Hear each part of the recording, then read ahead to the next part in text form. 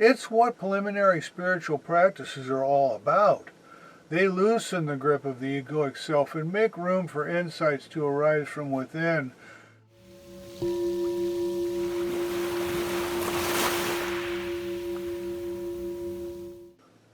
Welcome back to Journey of Self-Awareness, your YouTube channel for personal growth and self-exploration. Today I want to tell you about Jill, a friend I used to work with, who describes herself as a recovering Catholic. I asked her what she meant by that, and it became apparent that she has deep-seated feelings of guilt and shame that are left over from her childhood. It turns out that she was abused and beaten by her mother, and as often is the case with people who have suffered physical abuse, she developed the attitude that there must be something inherently wrong with her, or that she deserved to be beaten or punished. As is often the case with people who have suffered physical abuse, Jill developed the idea that it must have somehow been her fault, that there was something wrong with her inherently that justified the abuse that she received. So she's still carrying these unresolved feelings of guilt and self-blame around with her. She also has feelings of animosity and bitterness toward an alcoholic brother and some other family members. Jill is having trouble forgiving others, and she can't bring herself to forgive herself. I told her she needs to practice self-care and self-compassion, but she can't bring herself to actually do it.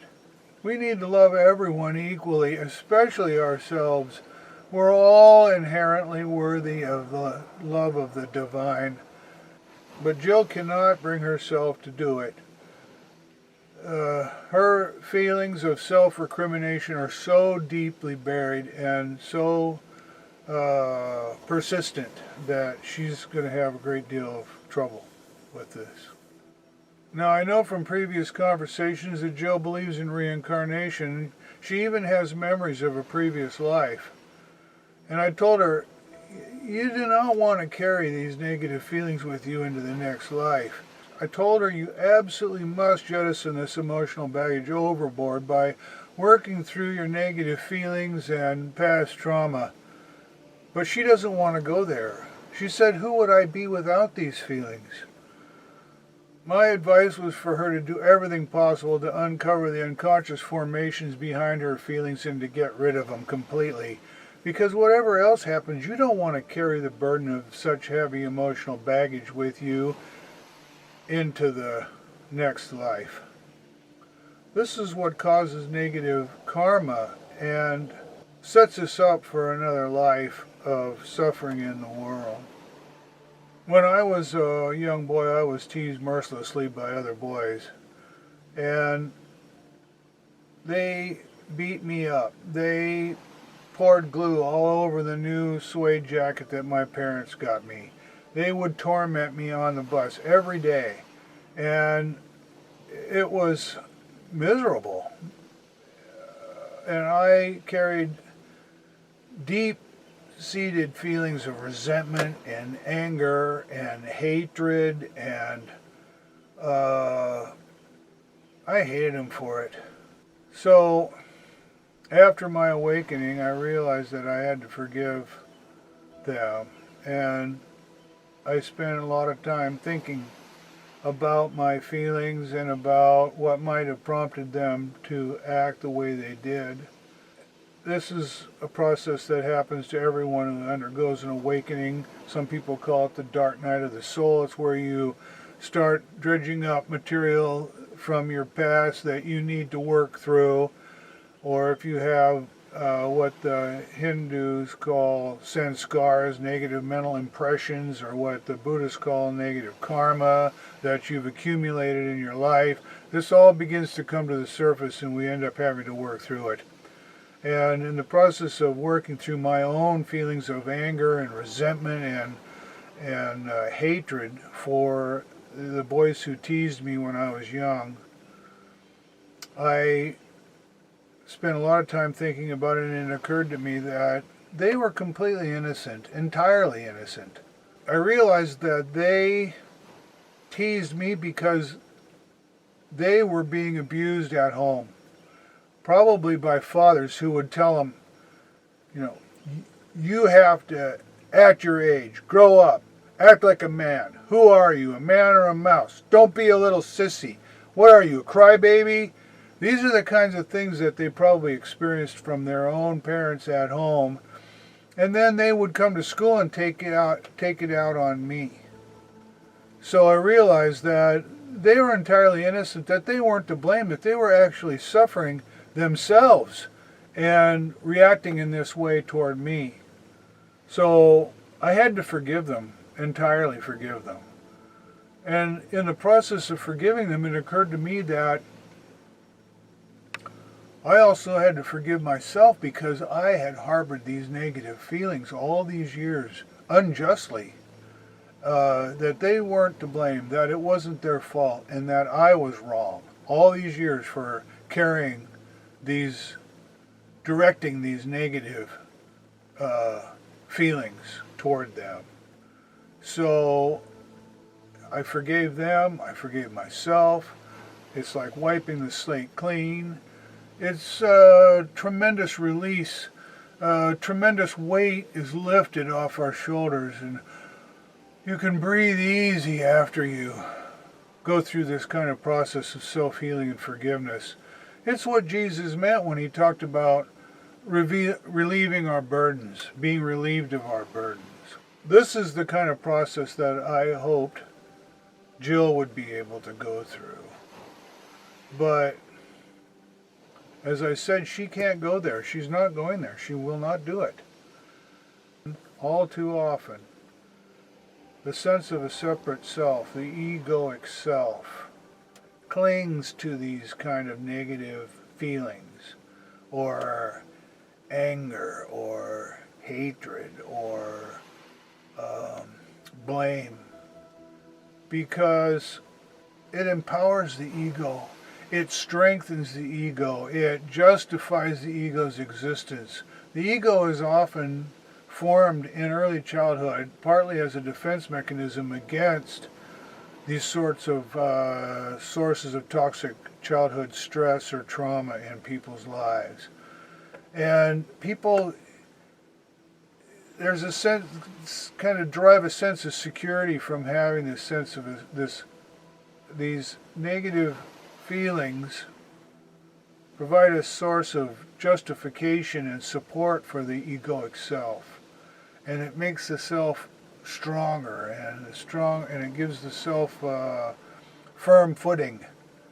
And so people can't imagine what might happen if they got rid of these justifications for the ego and these sort of defensive mechanisms that they built into their lives. There's also something sweet about anger or our resentments, because there's a self-righteous aspect to them. We feel self-justified in our anger, that there's something meritorious in it, that we're right and they're wrong. But I can't tell you how important it is to actively work to get to the bottom of our personal and our interpersonal issues. Many, and perhaps most people, will not want to go there. But the truth is that this sort of healing is vitally important. It's what preliminary spiritual practices are all about. They loosen the grip of the egoic self and make room for insights to arise from within. These preliminary practices, cultivating the virtues, they're all about preparing the mind and the heart so that it becomes possible to face our deepest feelings, no matter how dark or challenging they may be. So I just wanted to tell you this story about Jill and myself, and see if it wouldn't help illuminate the nature of our resentments and the importance of forgiveness, both to others and for ourselves. Of course, I have 2 videos about forgiveness and self-forgiveness, and I'm working on blog articles for the website that will go into these matters in greater depth and detail, so be sure to look for that at josaonline.com. Also, be sure to keep your eyes open for future videos that will delve deeper into this and other related topics. I mentioned once before, quite early on, that I was planning to turn a corner and start talking about the negative emotional obscurations and the aversions that we have to let go of after I get through covering the positive virtues that we should work to acquire and cultivate in our lives. I wanted to start with the positive virtues because they provide the tools that we actually need in order to counter and overcome and be rid of the negative aversions and obscurations to awakening. A couple months, we'll be turning the corner to, I'm calling it turning the corner to the dark side.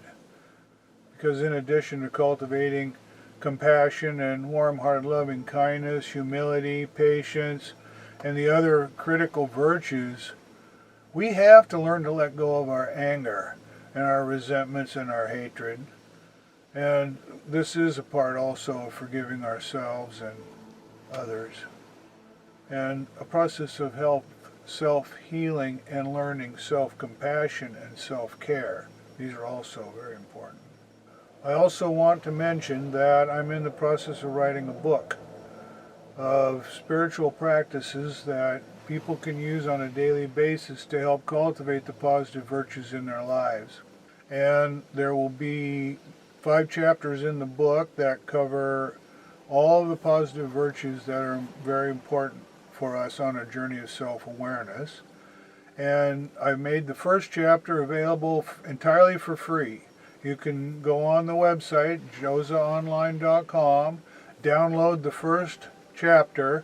It's a PDF file that contains 21 pages of aspirations, affirmations, prayers. There's an inspiring quote, positive reflection questions at the end of each page. And I devote 7 days for each of the 3 virtues I cover in the first chapter.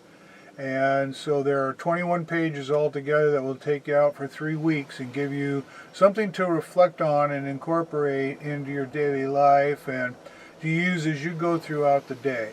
So I encourage you to go on the website and download that free resource so that you'll have it available to you.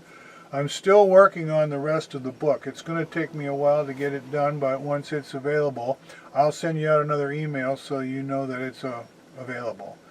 And with that, I'm going to say goodbye. Thanks for watching, and we'll see you next time here on Journey of Self-Awareness.